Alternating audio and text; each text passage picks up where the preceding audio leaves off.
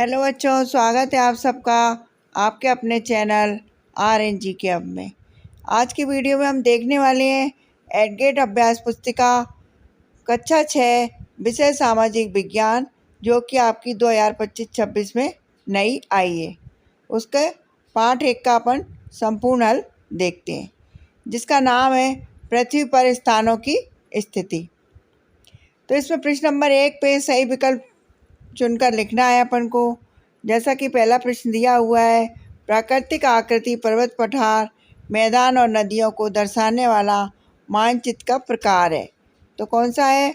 Option B, भौतिक मानचित्र। प्रश्न नंबर 2 है, सेतु का प्रतीक चिन्ह है। सेतु का प्रतीक चिन्ह है। Option C is the right answer. आप ऑप्शन सी पे राइट लगाइए। और प्रश्न नंबर 3 है, कई शताब्दियों पूर्व भारत की स्वयं की एक प्रमुख यामी थी, जो इस नगर के मध्य से गुजरती थी। तो इसमें आप आंसर ए पे राइट लगाइए, उज्जैनी। प्रश्न नंबर 4 है, भारतीय मानक समय ग्रीनिच मीन टाइम GMT पर स्थानीय समय से आगे होता है। इसका सही आंसर कौन सा है? ऑप्शन ए, 5 घंटे 30 मिनट। और प्रश्न नंबर 5 है, पृथ्वी अपनी धुरी पर एक चक्कर पूरा करती है कितने दिन में? Option B is the right answer, 24 घंटे में। यहाँ पे 4 विकल्प दिए, अपन को उसमें एक पे राइट लगाना है, जैसा कि मैं आपको बता रही हूँ। आंसर है में ऑप्शन बी, 24 घंटे में। अब प्रश्न नंबर 6 देखते हैं अपन। अभी तक आपने चैनल को सब्सक्राइब नहीं किया तो सब्सक्राइब ज़रूर कर लें और बेल आइकन को दबाना ना भूलें, इससे आने वाले सारे वीडियो सबसे पहले आप देख पाएँ। प्रश्न नंबर 6, रमा पूर्व दिशा की ओर जाते समय अपनी बाईं ओर मुड़ जाती है, तो वह किस दिशा की ओर जा रही है? तो option C is the right answer, उत्तर दिशा की ओर उड़ रही है। प्रश्न नंबर 7, मानचित्र का मुख्य घटक नहीं है। मानचित्र का मुख्य घटक नहीं है। ऑप्शन बी, आरेख। आरेख पर राइट लगाइए। और प्रश्न 8वां है, पृथ्वी को उत्तरी गोलार्ध तथा दक्षिणी गोलार्ध में विभाजित करने वाली रेखा है। कौन सी रेखा है? ऑप्शन डी, भूमध्य रेखा। भूमध्य रेखा पर राइट लगाइए। और 9वां है, भूमध्य रेखा के चारों ओर सामान्यता होती है। क्या होती है? उष्ण जलवायु। Option A is the right answer, उष्ण जलवायु। और लास्ट प्रश्न नंबर 10 एवं प्रश्न नंबर 1 का लास्ट है, ग्लोब पर किसी स्थान की स्थिति को दर्शाने के लिए आवश्यक है। ऑप्शन सी, अक्षांश और देशांत रेखाएं। आप ऑप्शन सी पे राइट लगाइए। अब दिए गए शब्दों में से चुनकर रिक्त स्थान चुनना है। तो यहाँ पे कुछ शब्द दिए हुए हैं, इनसे अपन को रिक्त स्थानों की पूर्ति करना है। तो आप पहले में एटलस भरिए, दूसरे में अंतर्राष्ट्रीय, तीसरे में थीमेटिक, चौथे में अक्षांश और देशांतर, और 5वें में 0 डिग्री, और 6ठे में खगोल विद्या। इस तरीके से आपको ये खालिस्तान पूरे करना है। आगे देखते हैं। 6वें में आप 1 लिखें, 7वें में पृथ्वी, 9वें में दिशाओं और 10वें में ठंडी। इस तरीके से आपके रिक्त स्थान पूरे हो गए। अपन देखते हैं अति लघु उत्तरीय प्रश्न। भारत के राज्यों की सीमा जानने के लिए आप किस प्रकार के मानचित्र का उपयोग करेंगे? तो आप आंसर में लिखिए, भारत के राज्यों की सीमा को जानने के लिए आप किस प्रकार के मानचित्र का उपयोग करेंगे? राजनीतिक मानचित्र का उपयोग करेंगे। दूसरा है, क्या पृथ्वी का आकार पूर्णतः गोल है? लिखिए। तो आप लिखें नहीं, पृथ्वी पूर्णतः गोल नहीं है, पृथ्वी का आकार चपटा है।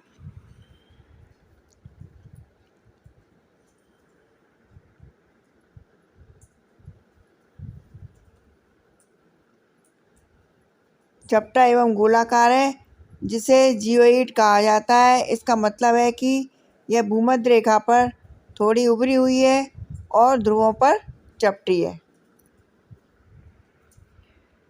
अगला प्रश्न है, पृथ्वी के चारों ओर वृत्त बनाने वाली काल्पनिक रेखाएं कौन कौन सी होती हैं? तो आप लिखिए, पृथ्वी के चारों ओर वृत्त बनाने वाली काल्पनिक रेखाएं अक्षांश रेखाएं कहलाती हैं। ये रेखाएं भूमध्य रेखा के समानांतर पूर्व पश्चिम दिशा में खींची जाती हैं। चौथा है, किसी मानचित्र में लघु आरेख क्या कहलाते हैं?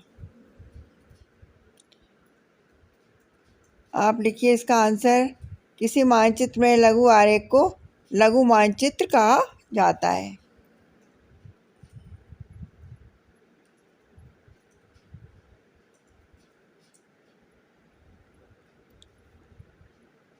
पांचवा,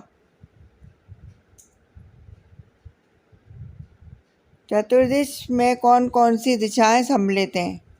तो चतुर्दिश में 4 दिशाएं सम्मिलित हैं, उत्तर, दक्षिण, पूर्व, पश्चिम। इन अंग्रेजी में नॉर्थ, साउथ, ईस्ट और वेस्ट अक्षरों से कहते हैं और इन अक्षरों से दर्शाया जाता है, NACW से। छठवां है, यदि एक टेबल लैंप के सामने ग्लोब को रखा जाए तो ग्लोब पर प्रकाशित भाग क्या स्पष्ट करता है? तो यदि एक टेबल लैंप के सामने ग्लोब को रखा जाएगा तो ग्लोब का वह भाग जो प्रकाशित होगा वह दिन का प्रतिनिधित्व करता है, जबकि छाया वाला भाग रात का प्रतिनिधित्व करता है। 7वां क्वेश्चन देखते हैं अपन। नाविकों द्वारा दिशाओं को जानने के लिए किस यंत्र का उपयोग किया जाता है? तो उत्तर में आप लिखिए, नाविकों द्वारा दिशाओं को जानने के लिए कंपास का उपयोग किया जाता है। ये एक ऐसा उपकरण है जो पृथ्वी के चुंबकीय क्षेत्र का उपयोग करके दिशाओं का पता लगाता है। 8वां प्रश्न देखते हैं, पृथ्वी के किसी स्थान का पता किन रेखाओं के द्वारा लगाया जाता है? तो आप लिखो, पृथ्वी पर किसी स्थान का पता अक्षांश और देशांतर रेखाओं से लगाया जाता है। प्रश्न नंबर 9,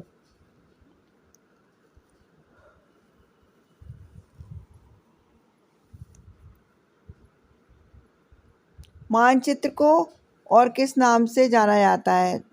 तो आप लिखो, मानचित्र को नक्शा भी कहा जाता है। इसके अलावा इसे चार्ट या फ्लैट भी कहा जाता है। ग्लोब पर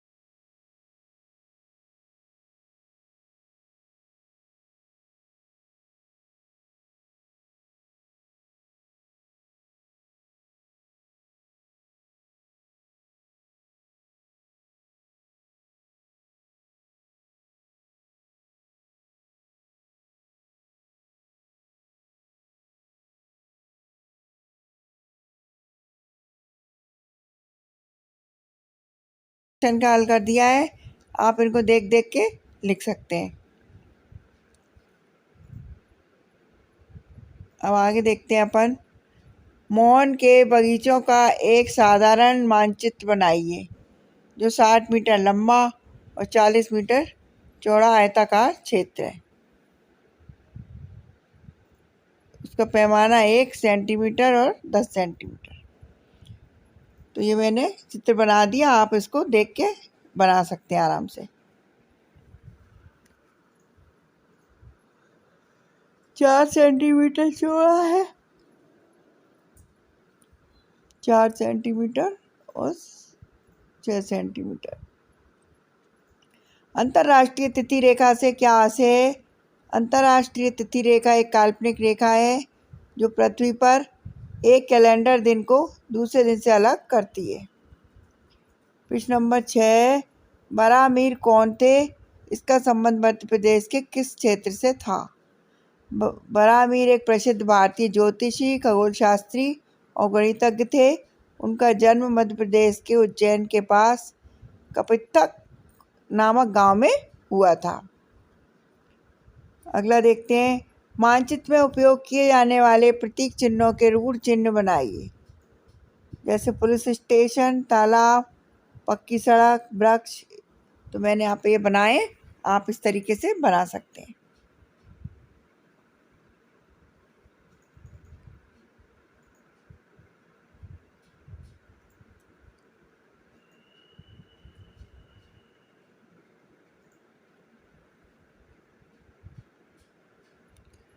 मानचित्र के प्रमुख घटकों के नाम लिखकर समझाइए।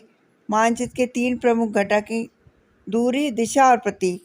किसी स्थान की वास्तविक स्थिति, उसके अनुपात और विशेषताओं को सरल और समझने योग्य रूप में दर्शाने में सहायक होते हैं। तो प्रमुख घटक उसके दूरी, दिशा और प्रतीक है। बाकी का अपन ने उसको समझा दिया है। मानचित्र व रेखा चित्र में अंतर स्पष्ट कीजिए। मानचित्र एक पैमाने पर आधारित होता है, जबकि रेखा चित्र बिना पैमाने के बनाया जाता है। मानचित्र में सटीक दूरी और दिशाएं दिखाई जाती हैं, जबकि रेखा चित्र में केवल एक समान दृश्य दिखाया जाता है। भारत के मानचित्र में मध्य प्रदेश तथा उसके पड़ोसी राज्यों का नाम सहित दर्शाइए। ये भारत का नक्शा बना दिया अपन ने, उसमें मध्य प्रदेश बता दिया। मध्य प्रदेश भारत के बीचों बीच स्थित है।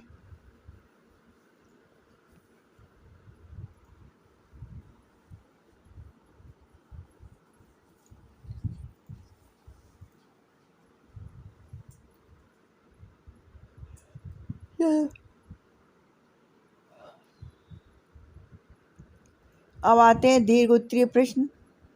लघु नगर के चित्र को देखकर नीचे दिए गए प्रश्नों के उत्तर लिखिए। ये आपका पूरा एक लघु नगर है, छोटा नगर। इसमें यहाँ कुछ प्रश्न दिए हुए हैं, उसके उत्तर मैंने यहाँ लिख दिए हैं। आप इनको देख के अच्छे से आंसर दे सकते हैं। जैसा कि रेलवे स्टेशन कौन सी दिशा में है? उत्तर पश्चिम दिशा में। बैंक से बाजार जाने के लिए किस दिशा में चलकर? तो दक्षिण से उत्तर की ओर जाना होगा। इस तरीके से प्रश्नों के उत्तर मैंने पूरे लिख दिए, आप इनको नोट कर सकते हैं या आप अपने द्वारा भी लिख सकते हैं मन से। ओके बच्चों, thank you for watching. Video अच्छी लगी हो तो लाइक ज़रूर कीजिए और चैनल को सब्सक्राइब ज़रूर करना।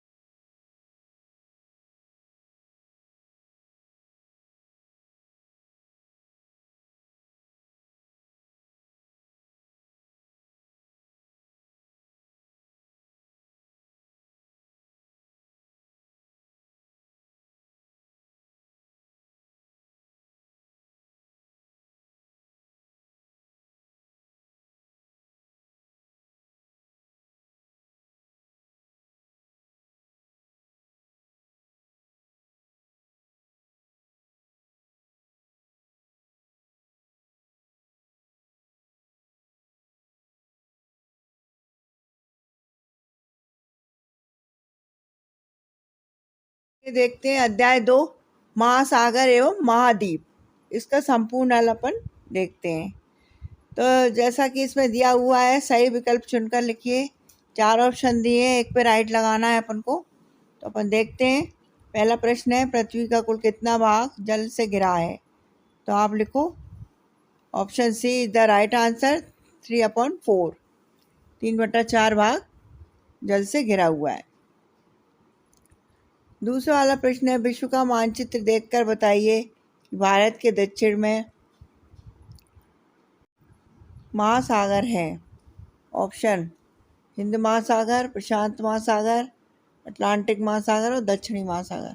तो आप ऑप्शन ए पे राइट लगाइए, हिंद महासागर। प्रश्न नंबर 3 है, भारत देश महाद्वीप का भाग है?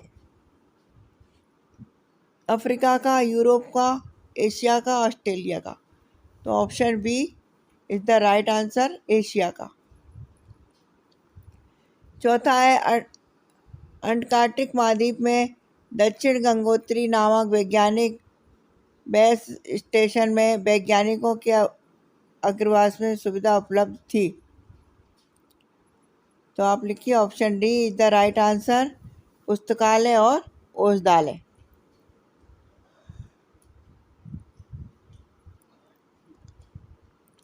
पांचवा है, यूरेशिया किन दो महाद्वीपों से मिलकर बना है?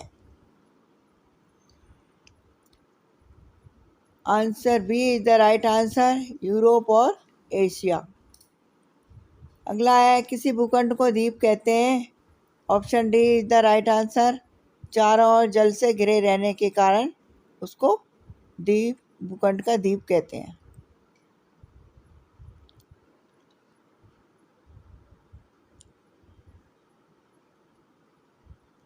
और क्वेश्चन नंबर 7 है, अगला देखते हैं अपन। अभी तक आपने चैनल को सब्सक्राइब नहीं किया तो सब्सक्राइब ज़रूर कर लें, और हाँ, यदि आप चैनल पर पहली बार आएँ तो ज़रूर सब्सक्राइब कर लें। इससे आने वाले सभी विषय की वीडियो सबसे पहले आप देखेंगे। 7वां है, अवर्णनीय जल का उदाहरण नहीं है? आंसर ए समुद्र। 8वां है, किस महाद्वीप का अधिकांश भाग बर्फ से ढके होने के कारण वहाँ मानव जीवन संभव नहीं है? Option C Antarctic. और 9वां है, प्राकृतिक आपदा सुनामी के उत्पन्न होने में सहायक नहीं है? मैदानी क्षेत्र। Option D is the right answer, मैदानी क्षेत्र। और 10वां है, समुद्री जीवों में सबसे बड़ी मछली होती है whale. Option D is the right answer. इस तरीके से आपके विकल्प पूरे होते हैं। अब अपन अगला देखते हैं। दिए गए शब्दों में से चुनकर रिक्त स्थान भरना है।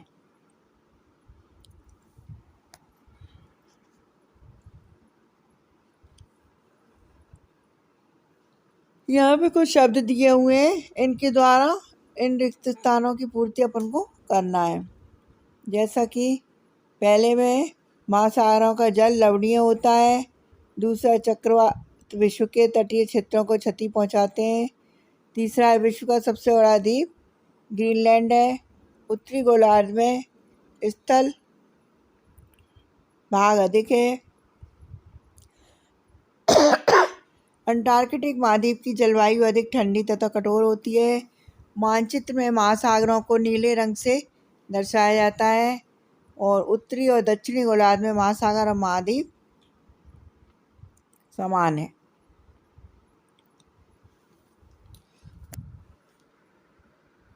समान रूप से वितरित नहीं है।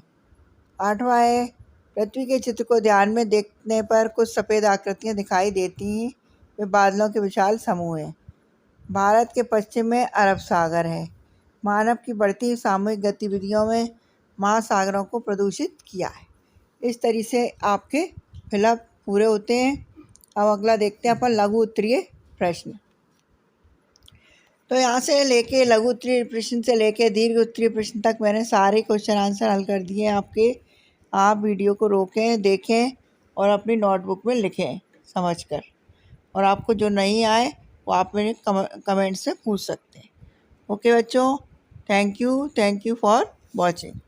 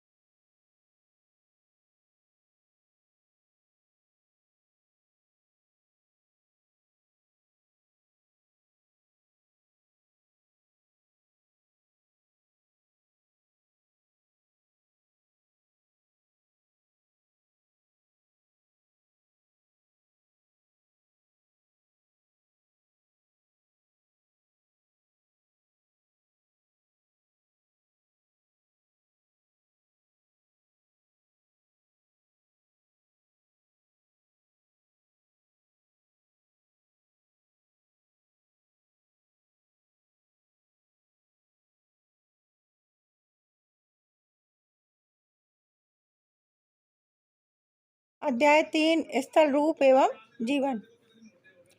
इसमें अपन पहला क्वेश्चन देखते हैं, सही विकल्प चुनकर लिखिए। पर्वतीय क्षेत्रों में रहने वाले लोगों की आय का मुख्य साधन है, क्या है? कृषि। ऑप्शन डी पे राइट लगाइए आप, कृषि। अब प्रश्न नंबर 2 देखते हैं अपन। पर्वत स्थल कृति से कौन सा तत्व संबंधित नहीं है? तो आप ऑप्शन डी पे राइट लगाइए, गोलाकार शीर्ष। तीसरा है, समुद्र तल से किसी वस्तु या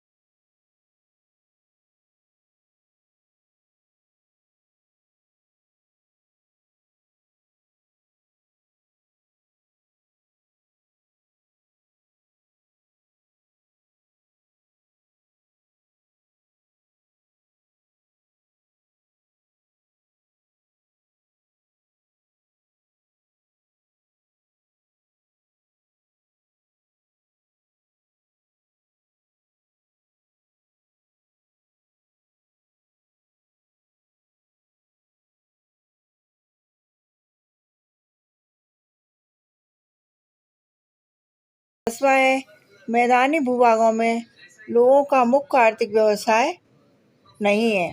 इनमें से मतलब लोगों का मुख्य आर्थिक व्यवसाय नहीं है। चारों में से अपन को एक पे राइट लगाना है। आप ऑप्शन डी पे राइट लगाइए, मत्स्य पालन। पशु पालते हैं, कृषि करते हैं, पर्यटन करते हैं, मत्स्य पालन नहीं है इसमें। अब देखेंगे अपन दिए गए शब्दों में से सही शब्द चुनकर रिक्त स्थानों की पूर्ति करना है। तो यहाँ पे कुछ शब्द दिए हुए हैं, इनको अपन को उनमें सेट करना है।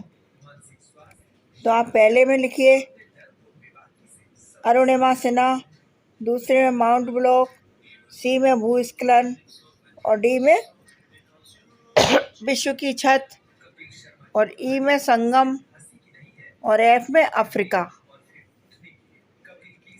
इस तरीके से आपको ये सब लिखना है। F, A B C D E F. अब जी एच आई जे के में देखते हैं अपन।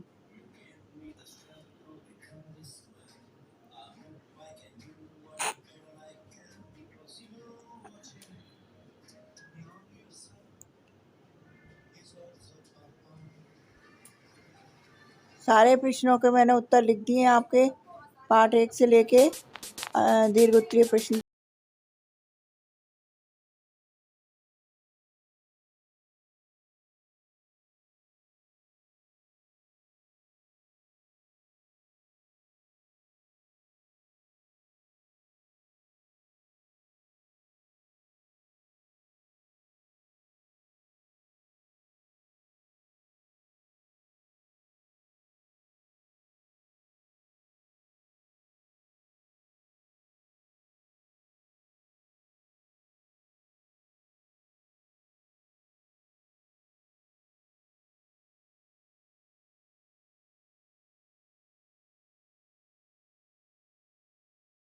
गंगा नदी किस पर्वतमाला से निकली है? गंगा नदी हिमालय पर्वतमाला से